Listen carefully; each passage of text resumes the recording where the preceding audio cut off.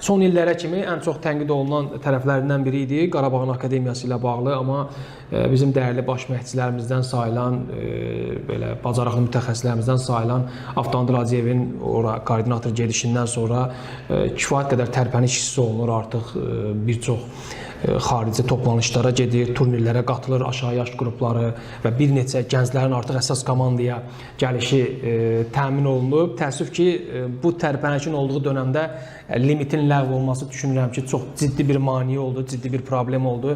Məsələn, biz Cəbrayılzadəni daha çox meydanlarda görə bilərdik, amma bugün limit yoxdursa, nə Qurban Qurbanovu qınaya bilərik, nə başqa məşqçiləri qınaya bilərik.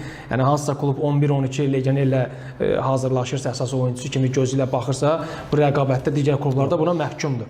Sənin qeyd elədiyin kimi Avtomobil Hacıyev, Avtomobil mənim həqiqətən də orada böyük iş görüb. Yəni, biz həm də ondan belə deyək də həmkarıq, indi hal-hazırda. Bəli, siz də Zira Akademiyasında.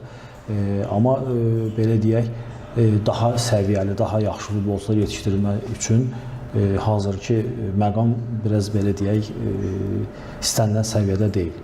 Yəni, daha yaxşı meydanlar tələb edir futbolçular üçün, futbolçuların yetişməsi üçün şərtlər daha yaxşı olsa, mənə elə gəlir ki, Qarabağ Akademiyasından növbəti Elvin Cəfərquliyev, Toral Bayramov kimi futbolçuların yetişməsini görəcəyik.